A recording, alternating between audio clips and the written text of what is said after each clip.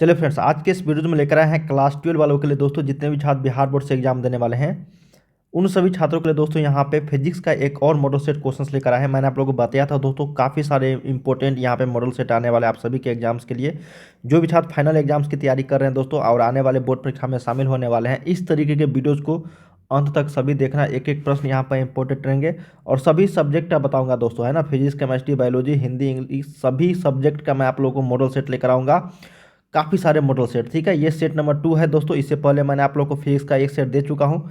जो छात्र नहीं देखे जाके देख सकते हो, चैनल का प्लेलिस्ट भी मैंने बना दिया है ना, मॉडल सेट के नाम से, ठीक है। चैनल के प्लेलिस्ट में जाओगे तो मिल जाएगा।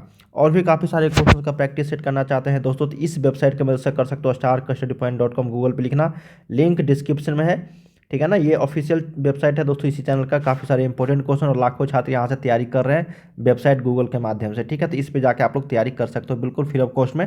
कहीं भी एक भी पैसे देने की जरूरत नहीं है दोस्तों। काफ़ी सारे इंपॉर्टेंट क्वेश्चन यहाँ पे मिल जाएंगे। तो चलिए हम लोग एक एक प्रश्न यहाँ पे देखते हैं दोस्तों।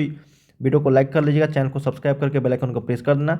चलिए पहला प्रश्न है दोस्तों यहाँ पे, और किसी भी तरह का दिक्कत आता है जरूर कमेंट्स करके बताना। और ये भी चीज़ बताना दोस्तों कि जितने भी क्वेश्चंस मैं यहाँ पे बताऊंगा उसमें से आप लोग कितना पहले से जानते थे, ताकि ये समझ लेना कि ये एग्जाम्स के ही क्वेश्चंस है, ठीक ना। उस भाव से आपको यहाँ पे पढ़ना है।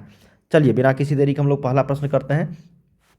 कहा गया है दोस्तों कि निम्नलिखित में से किस राशि का मात्रक जो है वो वोल्ट पर मीटर होता है। क्या होता है? वोल्ट पर मीटर। बहुत ही इंपॉर्टेंट प्रश्न है दोस्तों ये, है ना।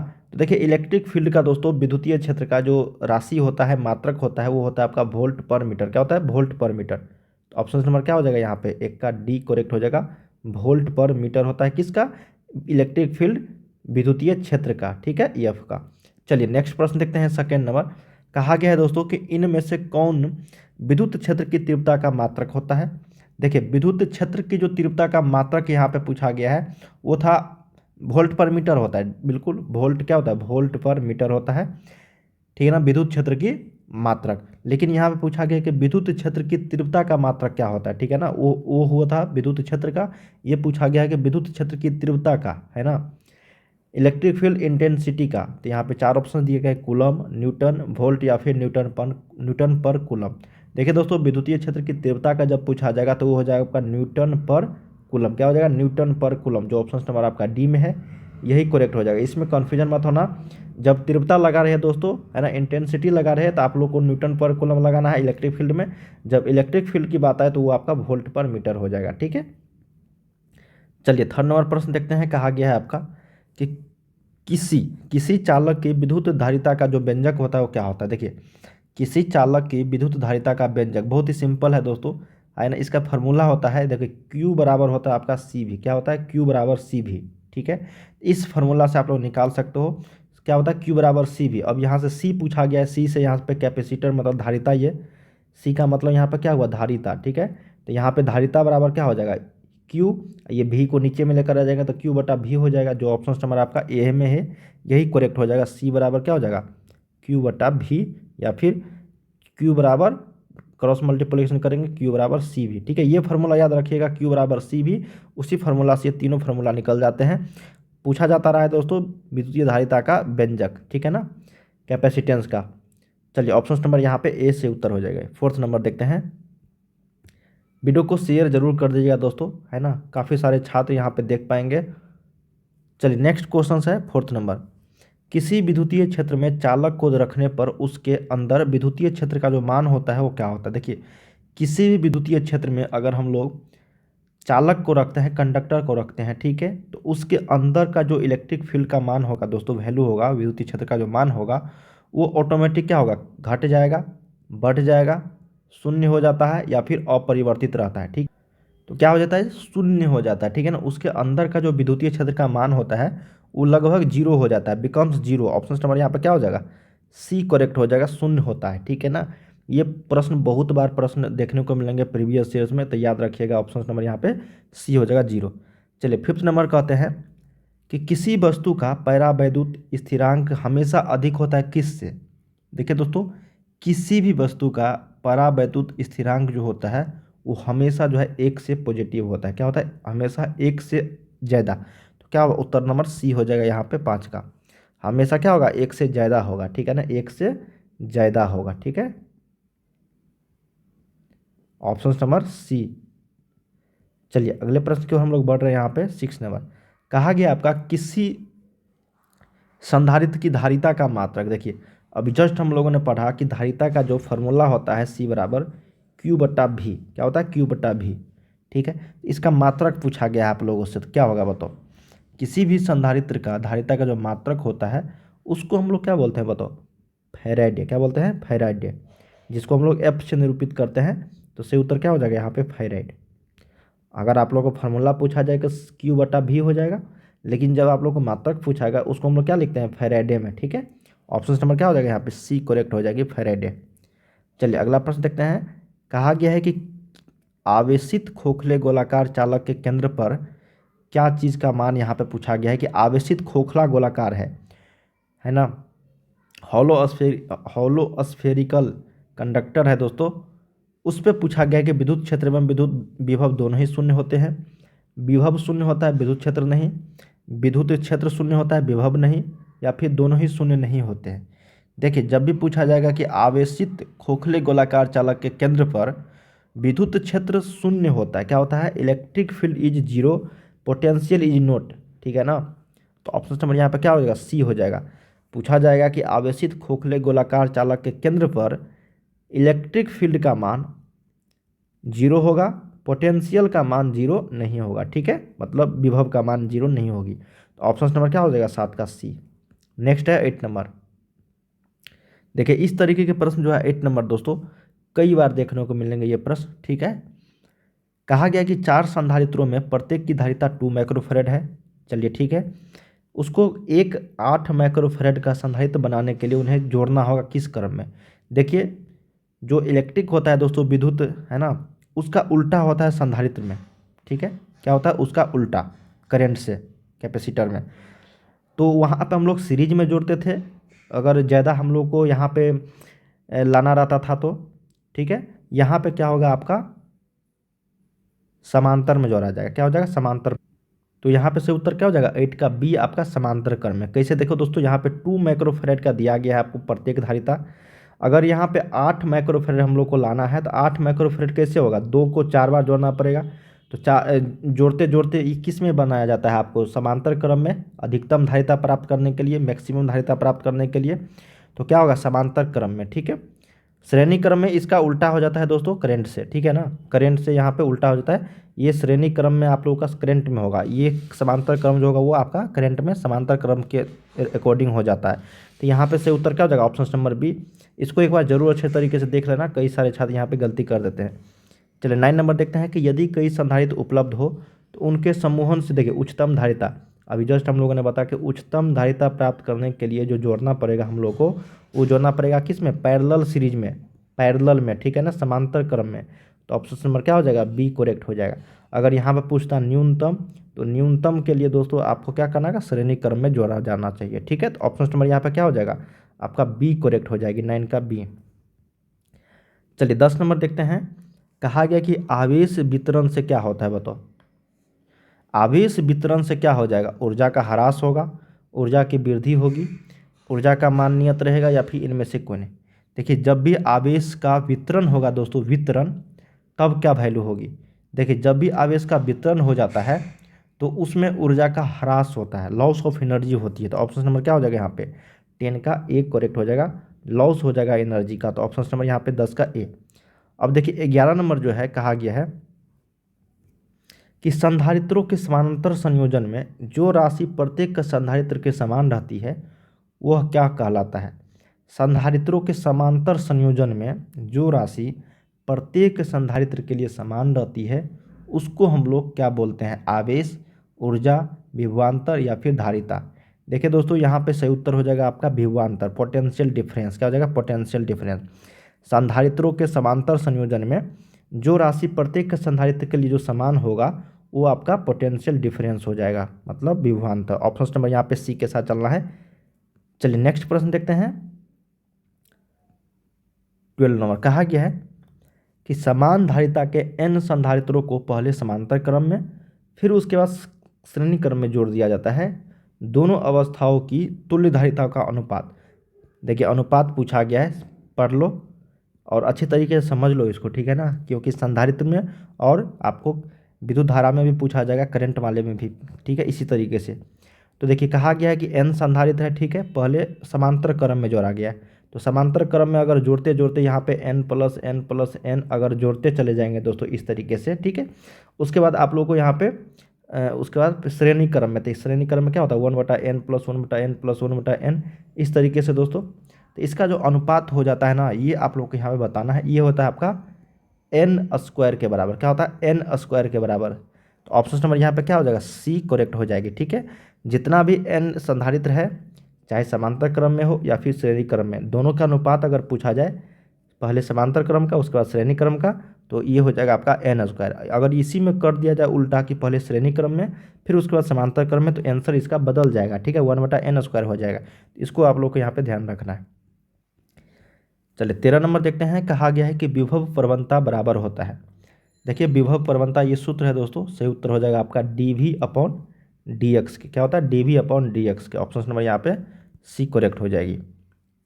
चलिए 40 नंबर देखते हैं कि एक समांतर पट्टिका संधारित्र की धारिता के लिए निम्नलिखित में से कौन सा सही है। ये भी फॉर्मूला है दोस्तों, तो इसका सही उत्तर हो जाएगा एप्सिलॉन नॉट क्या हो जाएगा यहाँ पे, एक समांतर पट्टिका संधारित्र की धारिता के लिए निम्नलिखित में से कौन सा सही है। तो इसका जो सही उत्तर हो जाएगा दोस्तों आपका एप्सिलॉन नॉट ए। देखिए यहाँ पे ऑप्शंस गलत, देखिए यहाँ पर फ्रेंड्स जो इनमें से कोई नहीं हो जाएगा, ठीक है, यहाँ पे सभी जो है गलत है। इसका सही उत्तर हो जाएगा आपका एप्सिलॉन नॉट a/d। क्या हो जाएगा ये, इसको याद रखना होगा कि एक समांतर पट्टिका संधारित्र की जो धारिता होती है, ये आपको एप्सिलॉन नॉट a/d ये करेक्ट हो जाएगा, ठीक है। तो यहाँ पे इनमें से कोई नहीं लगाना है, और ये आप लोग को यहाँ पे याद रखना है, ठीक है। ऑप्शन नंबर यहाँ पे क्या हो जाएगा, इनमें से कोई नहीं, ठीक है। चलिए 4 नंबर देखते 15 नंबर देखते हैं। यहाँ पे 15 नंबर कहा गया है कि एक बिंदु आवेश Q से दूरी पर, Q से R दूरी पर, यहाँ पे छूट गया दोस्तों, Q से आपका R दूरी पर, ठीक है, Q से R दूरी पर विद्युत विभव का मान जो होता है वो क्या होता है। देखिए एक बिंदु आवेश Q से अगर R दूरी पर है, तो उसका विद्युत विभव का जो मान होगा इलेक्ट्रिक पोटेंशियल का, वो क्या हो जाएगा। सिंपल फार्मूला है दोस्तों 1/4πε0 इंटू Q/R, ठीक है। ये आपका सही उत्तर हो जाएगा, जो ऑप्शन नंबर ए में है ये सही उत्तर हो जाएगा यहाँ पे, ठीक है। चलिए 16 नंबर देखते हैं कि R त्रिज्या की पृथ्वी की विद्युत धारिता होती है। देखिए R त्रिज्या की पृथ्वी की जो विद्युत धारिता होती है R त्रिज्या की, वो क्या होता है। देखिए R त्रिज्या की पृथ्वी की जो विद्युत धारिता होती है वो होता है 4πε0 इंटू R, ठीक है। ये करेक्ट आंसर हो जाएगा ऑप्शन नंबर बी। चलिए 17 नंबर देखते हैं। कहा गया कि विद्युत विभव जो बराबर होता है, ये फार्मूला क्वेश्चन है, विद्युत विभव बराबर होता है W/Q के। ऑप्शन नंबर आपका बी यहाँ पे से उत्तर हो जाएगा। चलिए 18 नंबर देखते हैं कि एक फैराडे बराबर होता है, अभी जस्ट हम लोगों ने पढ़ा था संधारित्र का, ये मात्रक होता है आपका फैराडे, ठीक है। तो एक फैराडे बराबर कितना होता है बताओ। तो हम लोग जानते हैं दोस्तों कि यहाँ पे C बराबर होता है आपका Q भी। क्या होता है C बराबर Q भी। तो यहाँ से F1 फैराडे जो बराबर जो हो जाएगा यहाँ पे आपका क्या हो जाएगा बताओ, कूलम बटा क्या हो जाएगा वोल्ट। क्या हो जाएगा कूलम बटा वोल्ट। तो सही उत्तर यहाँ पे 18 क्या हो जाएगा बी, C/V, जिसको हम लोग लिख सकते हैं C(V⁻⁻1). ऑप्शन नंबर यहाँ पे क्या हो जाएगा बी करेक्ट हो जाएगी। Q का ये मात्रक C और वोल्ट यहाँ पे विभवांतर का वोल्ट हो जाएगा तो C/V। चलिए अगला प्रश्न देखते हैं 19 नंबर कि आवेशित चालक की स्थितिज ऊर्जा जो होती है, सिंपल प्रश्न है दोस्तों, फार्मूला ½ CV²। क्या हो जाएगा ½ CV², ठीक है। तो ऑप्शन नंबर यहाँ पे क्या हो जाएगा 19 का बी। आवेशित चालक की जो स्थितिज ऊर्जा होती है वो ½ CV² के बराबर होती है, फार्मूला है। इस पर कई सारे प्रश्न पूछे जाते रहे। अगला प्रश्न है कि किसी सूक्ष्म विद्युत द्विध्रुव के मध्य बिंदु से बहुत दूर, क्या है बहुत दूर R दूरी पर विद्युत विभव जो समानुपाती होता है, किसके समानुपाती होती है, वो होता है 1/R² के। इसको याद रखिएगा, पूछा गया प्रश्न था प्रीवियस ईयर्स में। चलिए 21 नंबर है कि एक स्टेट कूलम बराबर होता है, ये तो आपका कांस्टेंट वैल्यू है दोस्तों। यहाँ पे एक स्टेट कूलम का मान जो होता है वो होता है आपका 1/3 कूलम के बराबर, ठीक है, एक स्टेट कूलम बराबर, ठीक है ना। ऑप्शन नंबर ये आपका D करेक्ट हो जाएगी। चलिए 22 देखते हैं। कहा गया है कि R त्रिज्या के, क्या है प्रश्न कि R त्रिज्या के एक गोलाकार चालक को Q आवेश दिया गया है, ठीक है। कहा गया है कि क्यू आवेश वाले कण को इसके केंद्र से पृष्ठ तक ले जाने में जो किया गया कार्य होगा वो कितना होगा। सिंपल प्रश्न है दोस्तों, इसका आंसर आप लोग को 0 लगाना है। जब भी आपको इस तरह की गोलाकार चालक रहेगा, ठीक है, यहाँ पे, और क्यू आवेश वाले कण को इसके केंद्र से पृष्ठ तक और फिर पृष्ठ से केंद्र तक ले जाने में जो किया गया कार्य होगा वो हमेशा क्या होगा, 0 होगा। इसको याद रखिएगा, ऑप्शन नंबर एक करेक्ट हो जाएगी। 23 देखते हैं कि निम्नलिखित में से किस राशि का मात्रक वोल्ट पर मीटर होता है। देखिए अभी जस्ट हम लोगों ने पढ़ा विद्युतीय क्षेत्र का होता है, इलेक्ट्रिक फील्ड का, तो तेज का क्या हो जाएगा, ऑप्शन नंबर आपका डी यहाँ पे करेक्ट हो जाएगी। वोल्ट पर मीटर किसका होता है, आपका विद्युतीय क्षेत्र का। चलिए अगला प्रश्न देखते हैं। अब देखिए प्रभावी यहाँ पे धारिता 5 माइक्रोफेरेड है, मतलब समतुल्य धारिता हमको 5 माइक्रोफेरेड लाना है। सिर्फ 2 माइक्रोफेरेड के कम से कम कितने संधारित्र की आवश्यकता होगी। तो देखिए 5 माइक्रोफेरेड लाना है इक्विवेलेंट के रूप में हमको, तो दो माइक्रोफेरेड को हम लोग 2 बार अगर समांतर में जोड़ते हैं तो 2 + 2 हो जाएगा 4, ठीक है। अगर 2 बार हम इसको 2 + 2 को इसको हम लोग अगर श्रेणी क्रम में जोड़ते, इसको समांतर क्रम में और फिर श्रेणी क्रम में अगर जोड़ते हैं हम लोग, ठीक है, तो 1/2 + 1/2 कितना हो जाएगा आपका 1 के बराबर। तो टोटल 1 2 3 और 4, टोटल आपका 4 2 माइक्रोफेरेड के कम से कम जो है 4 संधारित्र की आवश्यकता होगी। तो 24 का क्या हो जाएगा, 1 करेक्ट हो जाएगी, ठीक है। पहले 2 को हम लोग क्या करेंगे, यहाँ पे समांतर क्रम में 4 आ जाएगा। अब 1 माइक्रोफेरेड इक्विवेलेंट लाने के लिए हमको 2 माइक्रोफेरेड को कम से कम 2 संधारित्र को जोड़ना पड़ेगा श्रेणी क्रम में, तब यहाँ पे 1 माइक्रोफेरेड आएगा समतुल्य। दोनों को जोड़ेंगे तो 5 माइक्रोफेरेड आ जाएगा, ठीक है। तो टोटल 4 संधारित्रों की आवश्यकता होगी। 25 है कि यदि शीशे की एक पट्टी को वायु संधारित्र की प्लेटों के बीच खिसकाया जाए तो इसकी जो धारिता होगी वो क्या होगी। देखिए क्या कहा गया है दोस्तों कि यदि शीशे की एक पट्टी को वायु संधारित्र के, ठीक है, वायु संधारित्र के प्लेटों के बीच अगर खिसकाया जाता है तो उसकी धारिता बढ़ेगी, घटेगी, या फिर आपका स्थिर रहेगी, या फिर शून्य होगी। देखिए ये होगा इंक्रीजेज, क्या होगा, इंक्रीजेज। ऑप्शन नंबर यहाँ पे 25 का ए याद रखना आप लोगों को। चलिए 26 देखते हैं। यदि 100 वोल्ट तक आवेशित करने पर एक संधारित्र की संचित ऊर्जा क्या होता है, संचित ऊर्जा 1 जूल है, तो संधारित्र की धारिता क्या होगी। देखिए हम लोग अभी जस्ट पढ़े हैं कि आपका संचित ऊर्जा बराबर जो होता है वो हाफ CV² के बराबर होता है। क्या होता है, हाफ CV² के बराबर। यहाँ से हम लोग को C निकालना है, क्या निकालना है, C निकालना है, ठीक है। तो C अगर निकालेंगे तो ये 2 इधर चला जाएगा आपका, और यहाँ पे 1 बराबर 1/2 गुने C का मान निकालना है, और V का मान कितना है, 100 का स्क्वायर हो जाएगा। इधर लेके जाएंगे दोस्तों हम लोग इसको, तो 2 ये बराबर हो जाएगा आपका 100 पे 4 0, ठीक है, गुने C हो जाएगा ना। तो ये हो जाएगा, इधर लेके आएंगे इसको तो 2 बट्टा आपका क्या हो जाएगा, ये 4 0, तो ये हो जाएगा 2 गुने 10⁻⁻4 फैराड। ऑप्शन नंबर आपका क्या हो जाएगा, बी करेक्ट हो जाएगी। ये फार्मूला बेस्ड क्वेश्चन था हाफ CV² पे, और ये बहुत सारे प्रश्न इससे पूछे जाते रहे हैं दोस्तों प्रीवियस ईयर्स में। तो इस फार्मूला को यूज जरूर होगा आगे परीक्षा में, ठीक है। अब जैसे यहाँ पे 27 नंबर है कि 1 माइक्रोफेरेड धारिता के 2 संधारित्र समांतर क्रम में जुड़े हैं, इनके श्रेणी क्रम में 0.5 माइक्रोफेरेड का एक तीसरा संधारित्र जुड़ा है, तो परिणामी होगा। पहले तो 1 माइक्रोफेरेड था जिसको समांतर क्रम में 2 संधारित्र को जोड़ा गया, तो 2 माइक्रोफेरेड इसका आ जाएगा समतुल्य। अब 0.5 इसमें जोड़ा गया, क्या करा गया, 0.5, ये आपका समांतर क्रम में था, ठीक है, ये समतुल्य था, अब ये श्रेणी क्रम में इसको जोड़ा गया, ठीक है।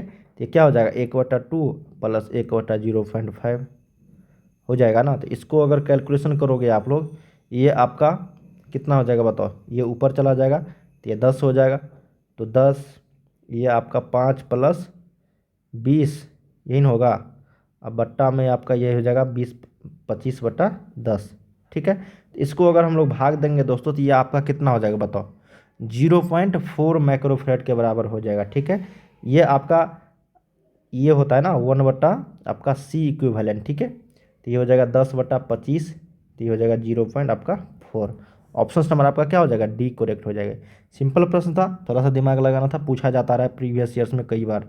28 नंबर देखते हैं कि आवेशित संधारित्र पर संग्राहक पट्टिका, ठीक है, और संघनक पट्टिका के आवेशों का जो योग होता है वो कितना होता है। सिंपल प्रश्न है दोस्तों, ठीक है ना। ये आपका होता है शून्य के बराबर। कितने, किसके बराबर, तो शून्य के बराबर। ऑप्शन नंबर यहाँ पे 28 का क्या हो जाएगा, ए करेक्ट हो जाएगा। 29 नंबर देखते हैं कि दो समान धारिता सी है, पहले समांतर क्रम में जोड़ने पर सिंपल है दोस्तों, 2C के बराबर हो जाएगा समांतर क्रम में, तो 29 का क्या हो जाएगा, ए। 30 देखते हैं कि विद्युत धारिता का मात्रक, तो विद्युत धारिता का मात्रा अभी जस्ट हम लोगों ने पढ़ा, फैराडे के बराबर होता है। ऑप्शन नंबर यहाँ पे सी करेक्ट हो जाएगी। अगला है कि एक परावैद्युत समानांतर पट्टिका संधारित्र की पट्टियों के बीच डालने पर जो धारिता का मान होगा वो क्या होगा। देखिए इस धारिता का जो मान हो जाएगा दोस्तों वो आपका बढ़ेगा, क्या होगा, बढ़ेगा। तो ऑप्शन नंबर यहाँ पे 31 का ए। चलिए 32 देखते हैं कि 3 संधारित्र है जिनमें प्रत्येक की धारिता ये है, श्रेणी क्रम में जोड़ने पर 1/C plus 1/C plus 1/C, और ये आपका 1/C इक्विवेलेंट था, ठीक है। तो ये हो जाएगा आपका 3/C, तो उल्टा करेंगे तो C/3 हो जाएगा, जो ऑप्शन नंबर आपका सी में है। चलिए 33 देखते हैं कि वांडी ग्राफ जनित्र एक ऐसी युक्ति है जो उत्पन्न करती है। देखिए वांडी ग्राफ जो होता है दोस्तों, ये उत्पन्न आपका करता है प्रत्यावर्ती या फिर आपका उच्च धारिता, उच्च आवृत्ति की धारा या फिर उच्च वोल्टेज, हाई वोल्टेज उत्पन्न करता है। तो ऑप्शन नंबर यहाँ पे सी करेक्ट हो जाएगी। 34 देखते हैं कि समान धारिता के 3 संधारित्रों को श्रेणी क्रम में जोड़ने पर तुल्यता 6 माइक्रोफैराड आती है, फिर उन्हें समांतर क्रम में अगर जोड़ा जाए तो धारिता क्या होगी। देखिए 3 संधारित्र है जिसको समांतर क्रम में जोड़ने पर 2 माइक्रोफैराड आता है, ठीक है, सॉरी 6 माइक्रोफैराड आता है। यदि उन्हें अगर समांतर क्रम में जोड़ दिया जाए तो धारिता क्या होगी। तो देखिए 3 संधारित्र है ना, तो यहाँ पे C/3 बराबर क्या है, 6 है, तो ये हो जाएगा C बराबर आपका 18, क्या है 18। तो C बराबर आपका 18 आ गया, तो 3 संधारित्र था ना, तो समांतर क्रम में क्या हो जाएगा 18 प्लस 18 प्लस 18, तो हो जाएगा 54 माइक्रोफैराड। हम लोग फार्मूला भी जस्ट निकाले ना, 1/C इक्विवेलेंट बराबर होता है 3/C, ठीक है। तो C इक्विवेलेंट क्या हो जाएगा, C/3। सिंपल प्रश्न था, ऑप्शन नंबर यहाँ पे सी करेक्ट हो जाएगी। अगला है 35 नंबर लास्ट प्रश्न, धातु का परावैद्युतांक होता है। धातु का जो परावैद्युतांक होता है दोस्तों ये होता है आपका इनफाइनाइट, मतलब अनंत होती है, ठीक है। दोस्तों हम लोगों ने यहाँ पे टोटल 35 क्वेश्चंस किए हैं आप सभी के एग्जाम्स के लिए, फाइनल बोर्ड एग्जाम के लिए, बहुत इंपॉर्टेंट था। जितने भी छात्र अभी इस वीडियोज़ को देखा 35 में आप लोग बताना ईमानदारी से कितना आप लोगों ने सही किया। इस वीडियो को लाइक करके चैनल को सब्सक्राइब कर लीजिएगा दोस्तों, वीडियो को शेयर जरूर कर देना, ठीक है। वेबसाइट पे जाके आप लोग तैयारी कर सकते हो, अगर किसी भी तरह का दिक्कत है तो जरूर कमेंट करके पूछना। बाय बाय सभी को, तैयारी करते रहिए आप लोग, ठीक।